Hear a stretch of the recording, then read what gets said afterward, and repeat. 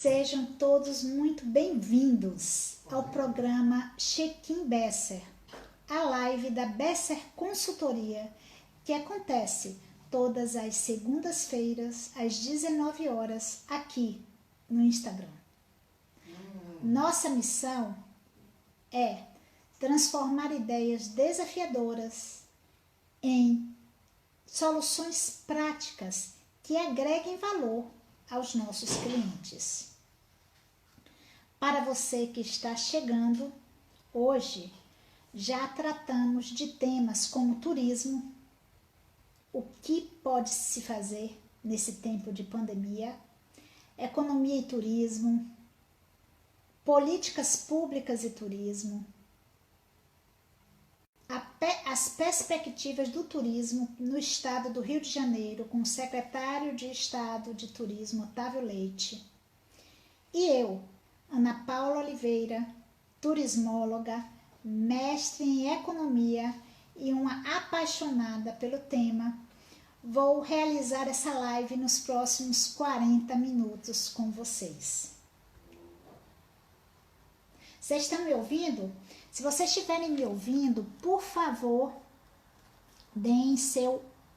cliquem aí no coração para que eu possa compreender que vocês estão conseguindo me ouvir bem, tá?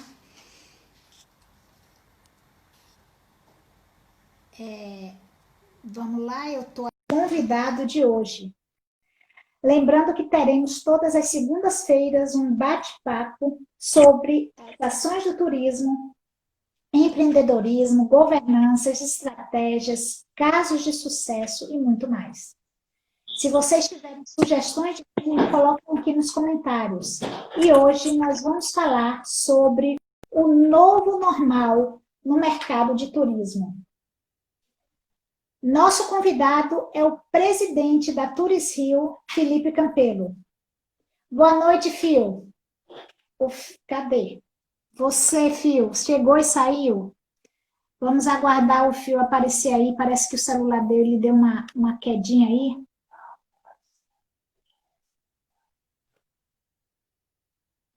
Agora? Agora não. Agora eu estou adicionando aí.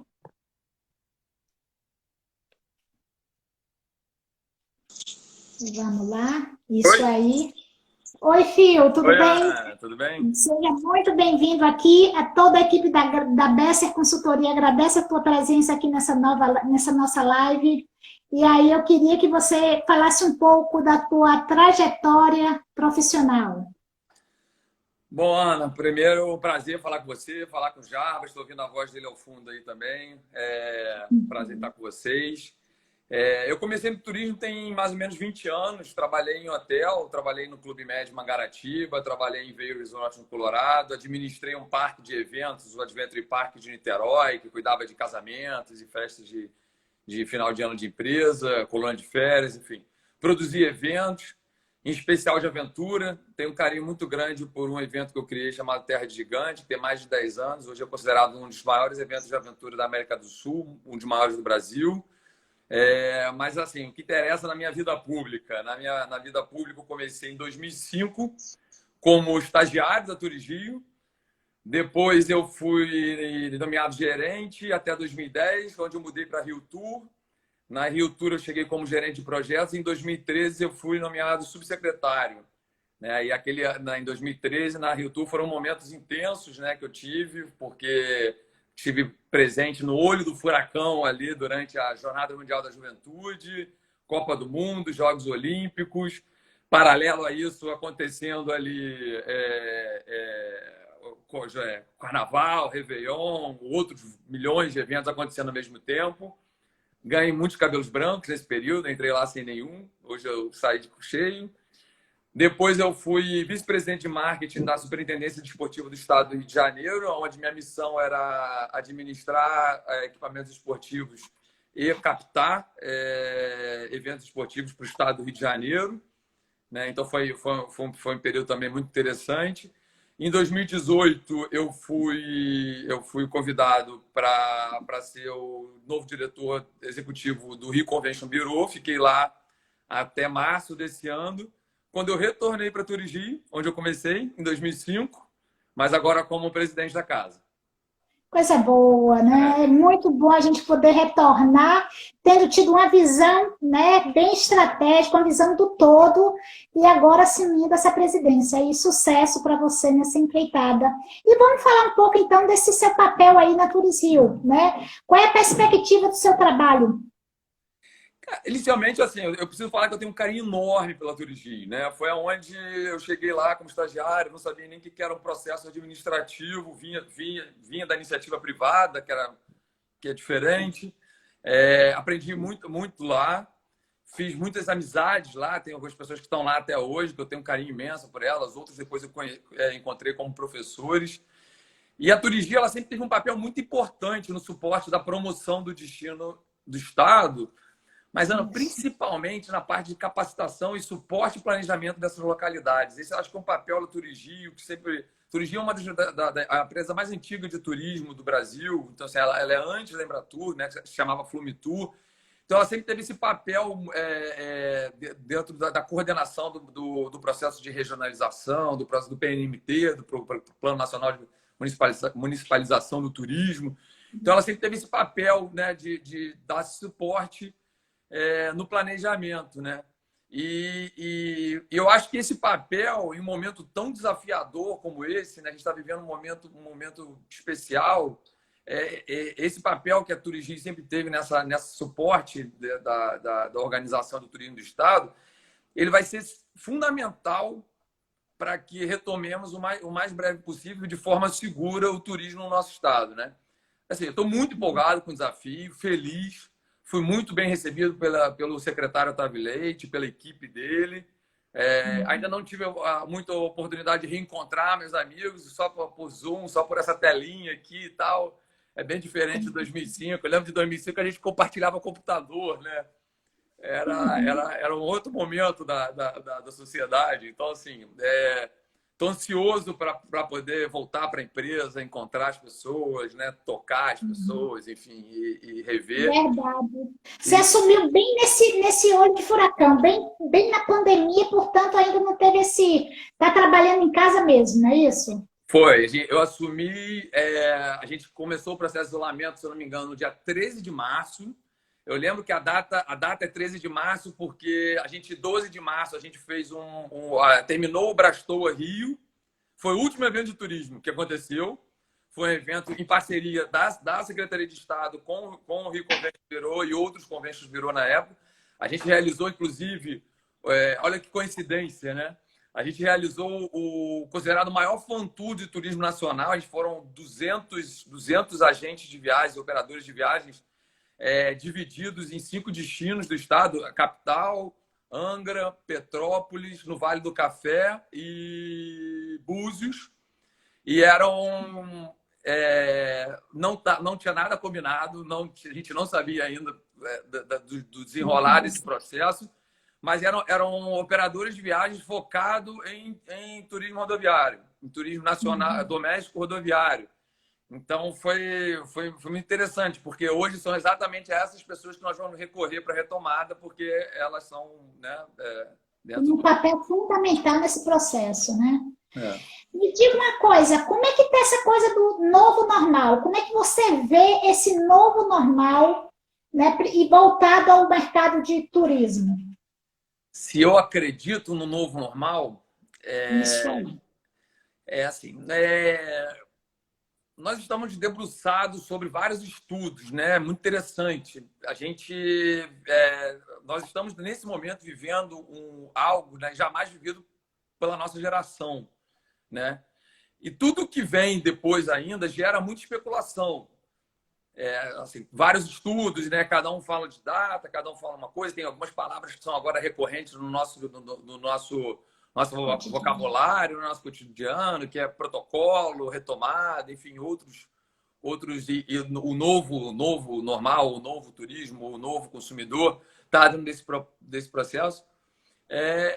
E assim, o nosso papel como gestor, né, e como liderança do setor, que a gente precisa transmitir os nossos pensamentos, é buscar as convergências dos estudos para nortear nossas ações. né? O que é divergente, a gente tem que colocar ali do lado, ficar olhando, observando qual é a tendência do que está acontecendo, o que ela vai se aproximar mais ou não. Mas o que converge os estudos é onde nós devemos, sim, olhar com muita atenção, porque já tem várias pessoas falando que aquilo vai acontecer. Então, o novo normal, se eu acredito, a curto prazo, em relação ao turismo, nós teremos um novo turismo. A curto prazo, né? Se ele vai ser perene, se ele vai voltar ao modelo do consumo atual, né? Pré-pandemia, isso nós não sabemos. Teve até outro dia uma discussão muito interessante nos Estados Unidos exatamente sobre isso, né? Era igual aqui agora no Brasil, tem grandes debates, lá também tem os grandes debates, mas os temas são mais variáveis do que o daqui, né? A gente poderia variar mais em relação a isso, quando a gente consegue dois estudiosos para conversar sobre o assunto. E aí, dentro desse processo, eles falaram, a discussão era, um acreditava num novo modelo de consumo e o outro não acreditava no novo modelo de consumo a longo prazo. Ele falava que, a curto prazo, ele achava, sim, que ia ter que tem, obviamente, até por causa de restrições, várias coisas que interferem no nosso modelo de consumo, mas que a longo prazo a sociedade ela ia voltar a uma pré-pandemia, porque ia esquecer e tal, cada um falando. Então, nessa segunda ótica, né, de assim, nós vamos retomar ao processo de consumo pré-pandemia, a gente tem outras perguntas a ser. Se sim, quando voltará?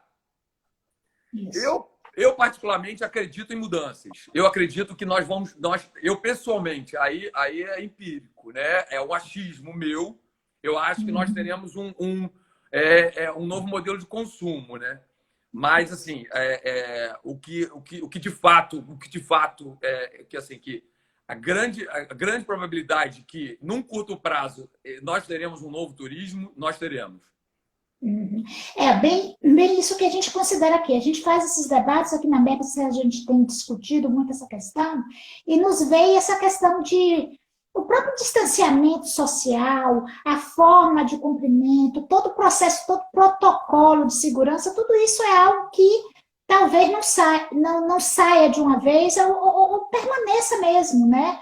Isso aconteceu depois de 11 de setembro, nos Estados Unidos, que hoje é natural na aviação a gente ter uma preocupação no que vai levar na bolsa, que não leve nada de corte, e isso hoje já foi absorvido e já virou esse novo normal, né? Então, nós temos muito essa percepção de que coisas desse novo normal vão se tornar normal e a gente não vai nem dar conta de que esses novos comportamentos vão estar inseridos aí no nosso cotidiano, né? E isso efetivamente termina refletindo na questão do turismo e principalmente nesse consumidor, né? Você vê um novo consumidor aparecendo aí a partir dessa perspectiva? Fazendo esse recorte a curto prazo, que é o que a gente tem mais factível no momento de análise, né? A longo prazo, a gente ainda vai demorar um pouco para saber se a gente vai retomar ou não vai retomar. Eu acho que assim, a curto prazo, nós teremos turistas, né, clientes mais preocupados com os procedimentos das empresas que ele está contratando, seja ela de serviço, né? Principalmente no nosso caso de serviço. Então, se o restaurante, por exemplo, ele adotou medidas de proteção a ele e aos colaboradores, o hotel a mesma coisa, enfim, eu acho que essa de fato vai ser. Eu acho também que a questão da aceleração digital que nós estamos vivenciando, né, no caso da relação de pessoas de trabalho, deve ser transferido alguma coisa para o consumo de produtos turísticos também. Então, essa aceleração que a gente teve, né, que a gente impulsionou, digamos assim, né, a questão de reuniões online, de várias coisas. Já se fala muito em evento híbrido, já se fala muito na queda do mercado de reuniões, enfim.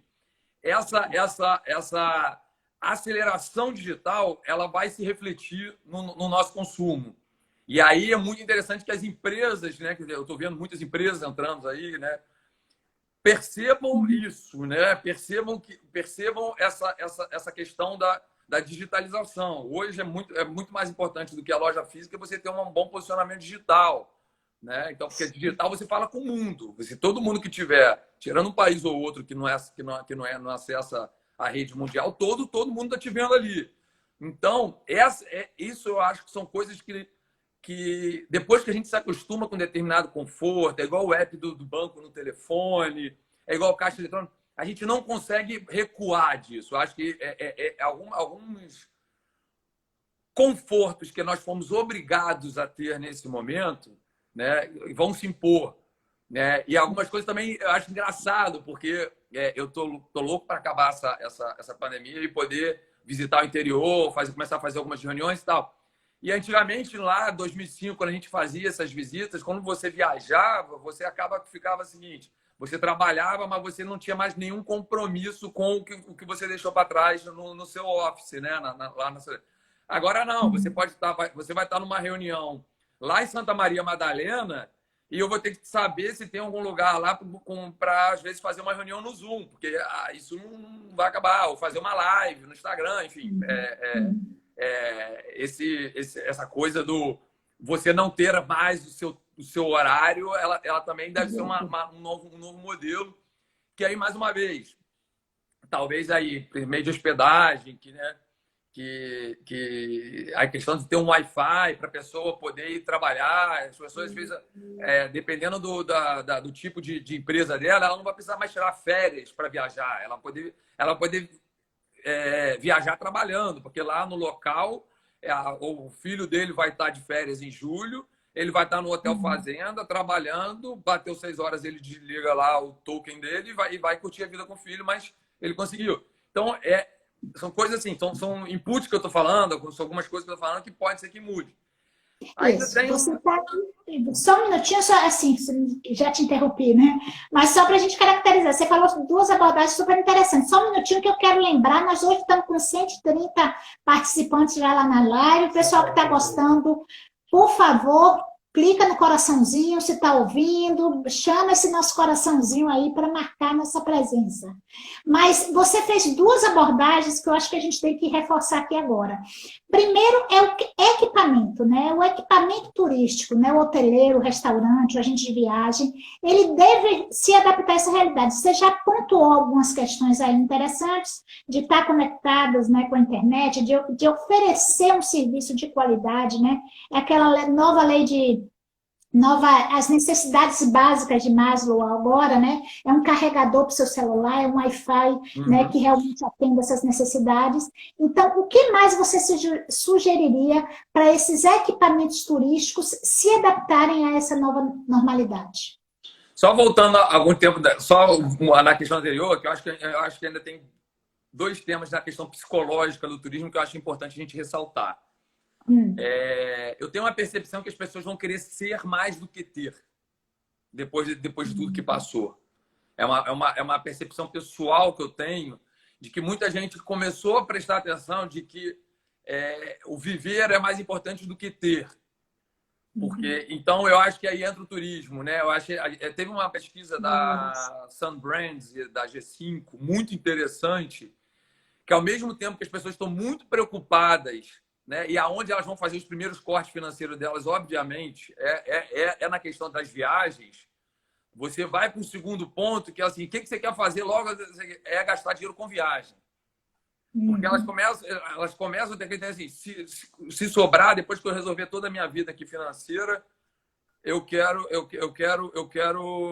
gastar esse dinheiro, né? Então, as pessoas estão preocupadas em gastar 1 milhão do que ter 1 milhão. Isso é outro ponto.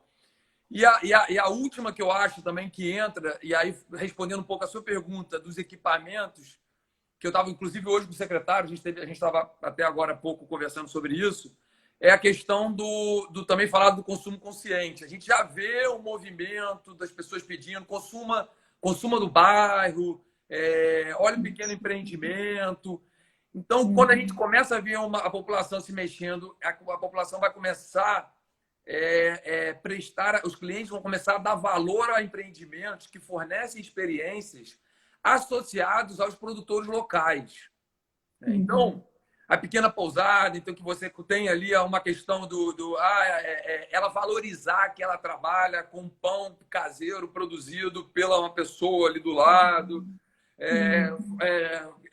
Aí entra muito forte a questão do também beneficiamento da produção da agricultura familiar, né? Da questão do orgânico. A pessoa se sentir, quando ela consumir, ela se sentir que ela está ajudando um pequeno empresário, que ele não tem às vezes, aquele lastro financeiro, aquele capital de giro para sobreviver. Então, eu acho que nesse primeiro curto prazo vai ter muita gente. E essa acaba sendo uma dica para os empreendimentos, né? Então, envolver a cadeia produtiva do turismo, né, de maneira integrada e local, né? Você é o doce de Dona Maria sendo servido na pousada, no café da manhã sendo colocado o produto com a marquinha e o produtor ali vendendo, é no restaurante, a possibilidade de vender a produção local.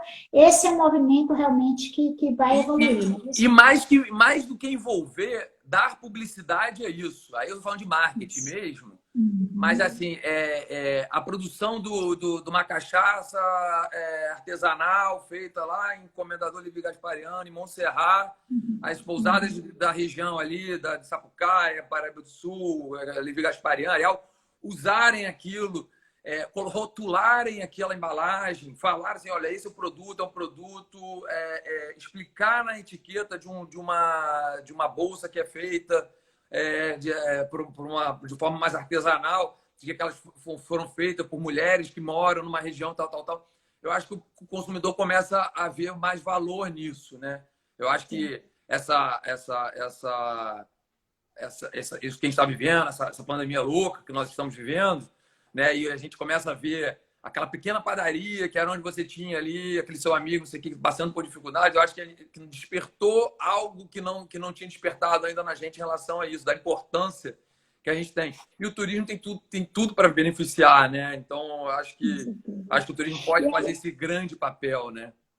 E é bem interessante isso, porque aí você fala de um fortalecimento de uma governança. Esse equipamento turístico, ele tem que pensar enquanto destino. Ele é um elemento-chave dentro de um destino maior, e esse destino tem que se falar entre si. Então, tem que ter um fortalecimento das governanças, os próprios conselhos municipais de turismo e regionais, para que eles efetivamente possam fazer essa indicação, essa ação de cumplicidade, né, entre os equipamentos, né? Isso é realmente fundamental no processo. O Daniel também fala num foco, num atendimento personalizado, que agora vai estar em alta, ou seja, você entender que você tem que personalizar o seu atendimento, né? Outra fala aqui que teve é o Sérgio perguntando, será que o operador terá apoio para voltar a promover o Rio e o turismo do interior? E aí a gente vai para a segunda questão, que é justamente qual a importância do interior nessa retomada, né? Assim, aí falando um pouco também, inicialmente, da questão da interiorização do turismo, né? E do que vai ser apontado aqui nos estudos, né?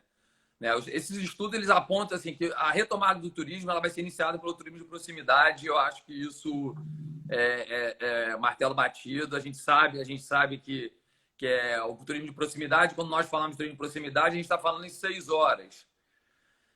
O turismo de proximidade do destino Rio de Janeiro, ele era sempre pensado em avião. Então, a gente estava falando em América do Sul, né? Turismo de proximidade, são os voos de 6 horas, né? Que a gente pega ali a América do Sul. A gente não sabe ainda quando as linhas aéreas voltarão a estar normalizadas. Então, quando a gente fala agora, nesse momento de 6 horas, a gente está falando em 6 horas da parte automotiva, né? Ou de ônibus, ou de carro, enfim, de van. E aí, nesse contexto, tem o interior, vai ser demandado num primeiro momento muito pelos estados de São Paulo, Minas Gerais, sul de Minas, Espírito Santo e São Paulo. E aí eu digo, colocando esse raio, se você coloca o raio em Paraty, é claro que você mal atinge o Espírito Santo. Se você coloca o centro da sua circunferência em Varriçai, você não atinge tanto a Baixada Santista. Mas, assim, falando no estado, mas principalmente, Ana, o Rio também vai ser muito demandado do Fluminense. Isso. Vai ser Nós muito mais temos um grande mercado emissor, né, de turista e eu acho que esse momento chegou a hora de nós nos conhecermos mais, né? A partir do momento que nós nos conhecemos mais e depois, principalmente, trabalhar o conceito de complementariedade que a gente já estava trabalhando antes disso tudo começar. O nosso estado ele é muito rico, né? Nós temos que explorar mais isso. Explorar isso, as pessoas confundem um pouco de o Rio se juntou com Angra para ser legal com Angra. Não é ser legal com Angra. É questão de melhorar a competitividade do seu produto. Quando um operador de viagem, né, viaja, né, faz nessas capacitações e tal, que eu participei, principalmente no período do Convention Bureau, a gente viajou mais eu particularmente, viajei mais de 12 países, né, no período que eu estive lá, fazendo capacitação, fazendo reunião. E quando o operador internacional ele entende que esse 0,5% do território nacional, que se chama Estado do Rio de Janeiro, que você cruza de ponta a ponta em 8 horas, que você pode estar num pico de quase 3.000 metros a 3 graus e no mesmo dia você está numa praia a 38 graus. E tudo isso sem precisar pegar avião, com toda essa diversidade. Nós temos o primeiro Parque Nacional do Brasil, nós temos o segundo Parque Nacional do Brasil, nós temos Itatiaia, nós temos Parnaíba, nós temos vários. Então, quando você coloca... É o maior urbano, né? Temos a maior floresta urbana do mundo, que é a Pedra Branca, não é a Floresta da Tijuca. A Floresta da Tijuca é a segunda. Então, assim, a gente ainda tem uma maior, que as pessoas ainda não confundem. Mas, enfim, tudo isso, somando a gastronomia, somando o artesanato, somando ao nosso calendário de eventos, quando você consegue colocar tudo isso, que isso é um recurso, né? Eu falo que por que ele é recurso? Porque cabe a nós produtificarmos isso com o auxílio das operadoras. E aí, quando nós chegamos e quando a gente realiza uma capacitação internacional ou uma capacitação nacional e mostra que a pessoa vai pegar um avião, mesmo que seja um long haul, mesmo que seja uma longa distância, e desse aqui, e ele vai poder viver tudo isso aqui, é mais fácil de vender, porque você tem menos trâmites aeroportuários. Então, a pessoa vai querer... né, é uma viagem mais que ela vai ter várias experiências numa viagem só, tá? E acaba sendo muito mais barato, porque a gente sabe que o nosso aéreo é caro. Então, quando a gente coloca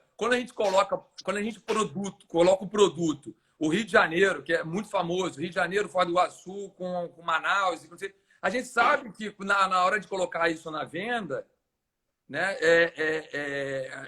ele fica mais caro. Então, você perde um pouco a vantagem competitiva, porque preço é um dos P's da questão de venda. Chave.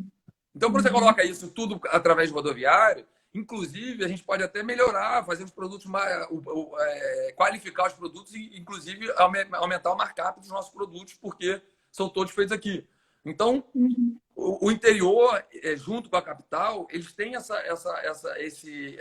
esse poder, né, que se houver sinergia na venda.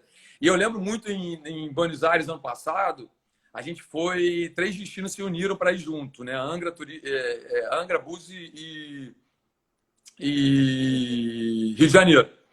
E a gente fez uma brincadeira na hora da apresentação lá na frente. Ficava o Rio de Janeiro no meio, e agora tantos quilômetros para lá, Búzios, e agora tantos quilômetros para cá, Ilha Grande. A gente meio que fez tentou fazer uma brincadeira ali. A primeira pergunta na capacitação foi, a pessoa perguntou, ela tinha entendido a capacitação para o Rio de Janeiro, mas qual era o aeroporto de Angra, qual o avião que ela tinha que pegar para Angra, ou qual aeroporto de Angra. E aí foi exatamente, corrobora com isso que a gente está falando. Se as pessoas soubessem que Angra, né, que a pessoa estava buscando ali, naquele caso especificamente Ilha Grande, é o mesmo aeroporto do Rio, que ela pode fazer um combinado na linguagem lá dos argentinos, né, fazer um combo, um combinadinho. Ela vai falar, pô, que legal, eu vou para o Rio, mas eu vou para Angra. E aí a gente aumenta uma coisa que é super importante do turismo, que a gente tem que trabalhar sobre aumentar o fluxo de pessoas, que essas pessoas gastem mais no estado do Rio de Janeiro e que essas pessoas permaneçam mais no estado do Rio de Janeiro, que é a estacionalidade. Então, quando você monta esse combo bem montado, e as operadoras têm papel fundamental nisso, né? Porque depois desse momento onde tem que trabalhar muito, as pessoas se conhecerem, ver novos produtos, existem lugares no Rio de Janeiro inexplorados ainda, que a gente tem que pegar. Então, tá fantástico, vou te interromper novamente, mas para dizer, fantástico essa noção clara que o Rio são as 92 cidades maravilhosas, né? Vão além do Rio de Janeiro capital, porque sempre se discutiu que o Rio de Janeiro tinha que transbordar esse forte receptivo que existe para a capital para o interior, né? E essa concepção, essa aula que você está dando, está permitindo perceber a importância que esse interior vai ter dentro do processo da promoção do destino, né? Eu brinco até mais, Ana, assim, a gente fala em 92 municípios porque é a divisão política nossa, né? Mas a gente tem mais, porque eu falo em destino. O turista ele não entende o município. Para ele, ele não vai deixar de visitar uma cachoeira se ela é em outro município. Ele não tem isso, né? A gente eu brinco muito disso. Nós temos vários colegas, a gente brinca por exemplo, Deus de Deus fica em Guapimirim, mas a maioria das pessoas que conhecem Deus de Deus conhecem por Teresópolis. Então, assim, a gente tem mais de 92, a gente tem 92 municípios, né? Mas aí a gente tem mais destinos. Então, assim, que você precisa. Se você pegar, você acabou de dar o exemplo aí, né, de Angra dos Reis com a Ilha Grande. Com a Ilha né? Grande. E aí o município, quando ele é fracionado em destino, na verdade, ele tem que ficar orgulhoso, porque ele tem mais mercado. Você sabe que a Ilha Grande ela tem um foco mais backpack. Quando você vem para o continente, você tem um outro tipo de foco. Você tem um veranismo forte, principalmente aqui do Vale do Paraíba, né? De São Paulo e do Rio de Janeiro. Você tem a questão de resorts, você tem a questão do turismo de luxo, né? Com alguns hotéis de luxo. Então, isso é ótimo. Às vezes eu brincava com alguns prefeitos e falava assim, não, mas o destino tal não é destino tal, ele fica dentro do meu município. Não, cara, é ótimo você ter dois destinos. Que você consegue trabalhar nos mercados diferentes, né? Então, ou vários mercados diferentes, dependendo do destino, tem mais de um mercado. Então, estrategicamente, né, você tem ali a Sana e a região da Serra de Macaé é completamente diferente do público de Macaé, né? A região de Mauá é muito diferente do público de Penedo de Resende. Você tem Itaipava, tem uma distinção do público de Petrópolis. E aí vai, Ilha Grande, de Angra. Enfim, eu posso citar aqui vários. A gente catalogou lá. Interessante. 102. Isso, que ótimo. E interessante nessa sua colocação, quando você está falando justamente de produto, de destino, e de atrativo, né, que as pessoas confundem muito. Acho que o fato de você ter um recurso, né, no máximo um atrativo turístico, tá bem, o turismo já pode se desenvolver naquele destino. E o que eu percebo, claro, nesse momento, é a profissionalização do turismo, é entender que ter um recurso turístico, ter um atrativo, não é tudo. Certo? Você tem que pensar nele enquanto o todo, né? O produto que vai realmente fazer parte de toda essa cadeia produtiva do turista, que é tão importante, mas que as pessoas acham que bastou ter uma bela praia, bastou ter uma cachoeira e tá tudo certo. E não é bem assim, né? Esse é um elemento que a gente precisa realmente sempre fortalecer. Né? Gente, só um minutinho, se vocês estiverem gostando, vão colocando seus coraçõezinhos aí, tá? Eu quero agradecer a presença da Isabel, da revista Destino Rio Magazine, que está aí. O Lopes Júnior fala um pouco aqui sobre o turismo, né, mais solitário. Você acredita? Mais solidário. Porque solitário não combinou, não. Um turismo mais solidário, você acredita nesse turismo mais solidário? Sim, é um pouco que a gente está conversando, né? Da questão da gente, desse comportamento nosso de querer ajudar nesse momento, de querer abraçar as pequenas empresas. Então, acho que ele falou no momento que a gente estava conversando sobre isso. Eu vi passando aqui. Isso. Mas não foi solitário, não, foi solidário, eu vi. Isso mesmo. Como é que vai ser a retomada, né, dos ônibus de excursão? Se fala justamente nesse espaço, né, menor, e que aí as pessoas vão terminar por se deslocar de ônibus, né, e está tendo essa retomada. Você acha que as operadoras, né, e as agências estão prontas para dar essa retomada? Vai ter algum tipo de apoio? Como é que vai acontecer essa retomada de ônibus de excursão? A gente tem um grupo de trabalho, né, que ele é realizado para criar o selo do Rio de Janeiro, que ainda não tem, enfim, tem 2 nomes sendo discutidos aí, eu não posso dar spoiler ainda de qual será o nome do selo, mas a gente tem um grupo de trabalho e ele é segmentado. Então, a gente tem um grupo de trabalho que nós estamos conversando com pessoas, com as DMCs, nós temos um grupo de trabalho conversando com os atrativos, com os hotéis, com os bares e restaurantes, com os organizadores de eventos, incluindo os espaços para eventos, e transportadores turísticos. Então, assim, são grupos de trabalho setorizados. O que é esse grupo? Não adianta. Pegou aí?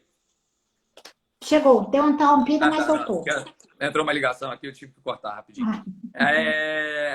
Esses grupos de trabalho, eles são exatamente para... O que eles fazem? São benchmarks que estão vindo do mundo inteiro, que nós estamos compilando alguns, né? A gente compilou muito bem da Espanha, o de Portugal, de outros estados, a gente também já leu,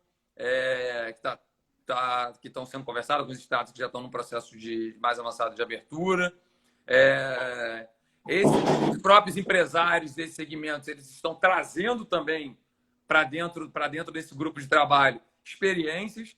E o mais importante da questão do selo, né, é que assim, está sendo discutido. Por que está sendo discutido com a iniciativa privada? Porque a iniciativa privada é que vai dizer a execuibilidade ou não do selo. Não adianta a gente chegar e falar, olha, esse ônibus aqui vai ter que funcionar com 10% da capacidade e a empresa virar para a gente e falar, eu não vivo com 10% da capacidade, eu preciso de X%. Então, assim, então não vamos abrir agora, vamos abrir um pouco na frente.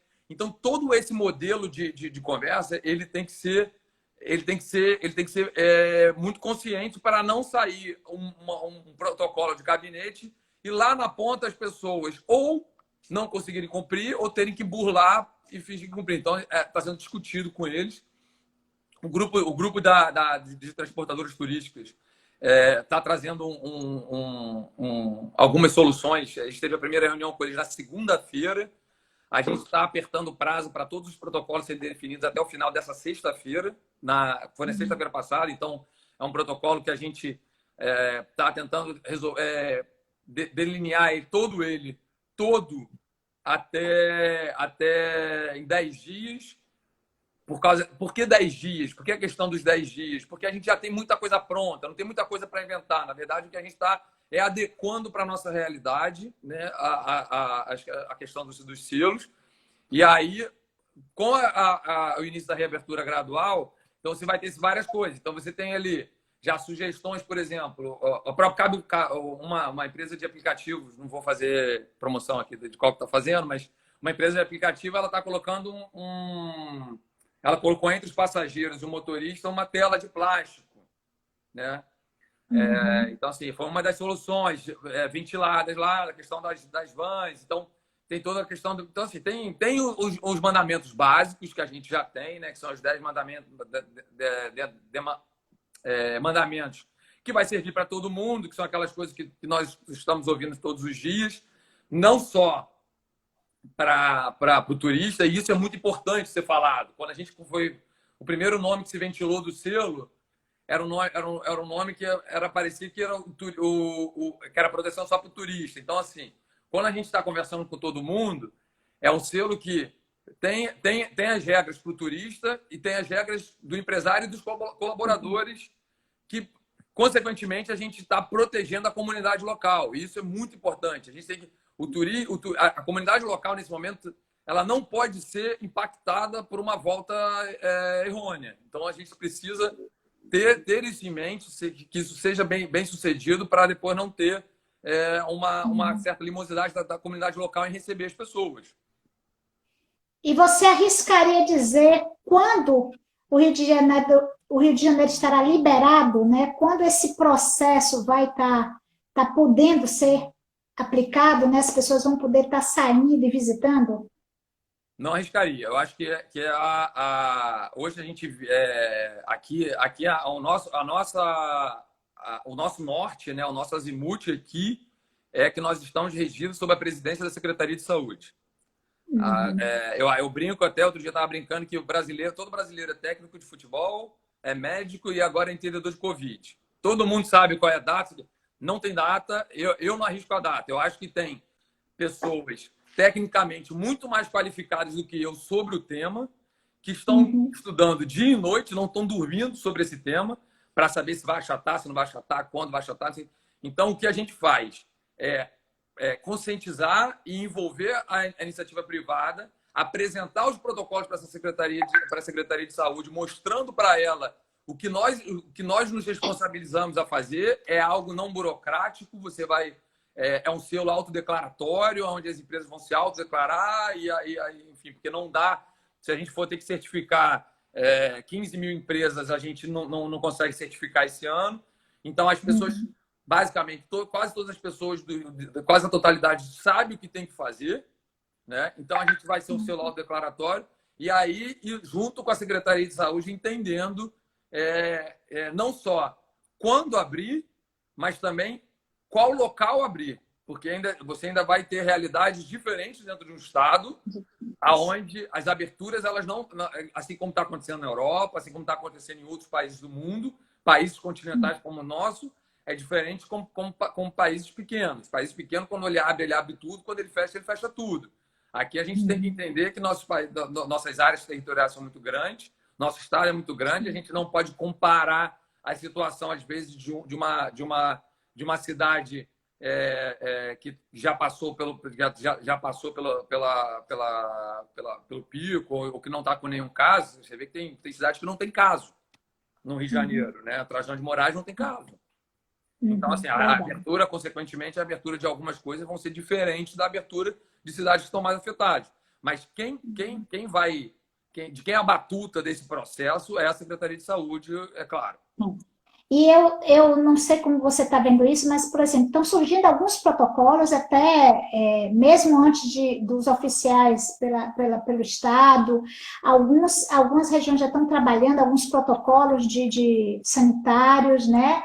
Mas eu percebo que o empresário entende que aquele protocolo está pronto e bom. E eu não vejo muito por aí. Ele precisa pegar esses protocolos que têm diretrizes gerais sobre como proceder, mas aplicar esses protocolos para a sua realidade. Quando a gente fala aí, você tem que utilizar, digamos, num restaurante, 50% de sua capacidade, mas quando suas mesas são uma colada na outra, até 50% é muito, né? 50% pode significar uma pessoa, em vez de estar grudada, ficar ao lado, e aí continua sendo problemático. Então, os equipamentos têm que entender que eles, advindo esse protocolo genérico, ele precisa aplicar esse protocolo para a realidade do seu empreendimento, da sua localidade. Você concorda com isso? As diretrizes que a gente está usando no protocolo, elas são mais objetivas, elas não têm tanta subjetividade como essa, né? Então, assim, a distanciamento da mesa é de 2 metros, das cadeiras e tal, o distanciamento entre colaboradores é 1,5 metro, né? Da fila, há uma discussão se vai ser 1 metro, 1,5 metro, porque uma está de costa para a outra, então, teoricamente, não teria gotícula. Enfim, mas as diretrizes do protocolo que a gente vai entregar para a sociedade, né, que vai entregar para o nosso trade e para o turista, porque também tem protocolo para o turista, elas são bem objetivas. Agora, existem casos diferenciados, por exemplo, experiências, né? Você não tem como fazer um protocolo para cada experiência. Você consegue fazer protocolo para o meio de hospedagem, protocolo para transporte turístico, e aí ele vai se adequando.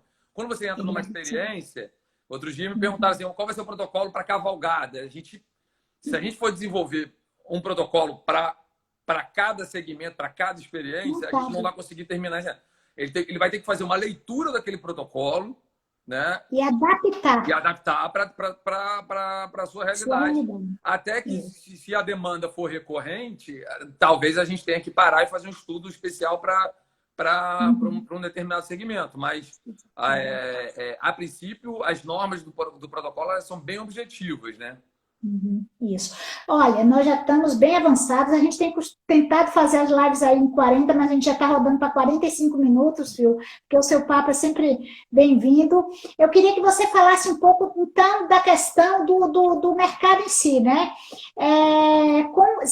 Existe algum processo específico de divulgação, né? Como essas marcas, como esses destinos precisam se manter pós-Covid, né? Como é que ele precisa manter a sua imagem, continuar a trazer, estar na memória, né? Estar na lembrança desse cliente, desse turista.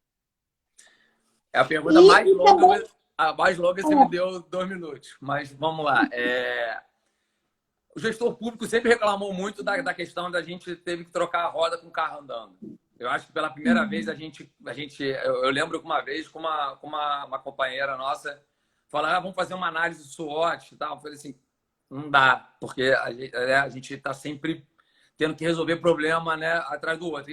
Pela primeira vez a gente tem um momento um pouco de reflexão pessoal e reflexão profissional. E eu acho que é o momento do destino começar a se pensar e principalmente se pensar como marca. O marketing de destinos é uma ferramenta ainda muito pouco utilizada no Brasil. O destino tem que saber o que ele tem que oferecer, qual é o seu público, aonde está o seu público, quais são os canais de comunicação que o seu público usa. Então, assim, fazer uma construção a longo prazo do seu destino, pensar o destino, ninguém pensa eu quero fazer uma gestão do meu destino para o meu filho poder se usufruir do destino que eu estou trabalhando, que é o lugar, provavelmente, que eu escolhi para viver. Então, a gente não pode pensar em gestão de 2, 3, 4 anos, como se fosse uma gestão pública. Né? O empreendedor ele tem que pensar no plano de negócio dele para 10, 20, 30 anos. Né? Então, e o que é um destino? É uma localidade cheia de empreendedor dentro, cheia de pessoas que investiram naquele local, seja ela DMC, seja ela a pessoa que fez um parque, seja ela a pessoa que fez uma pousada, um restaurante.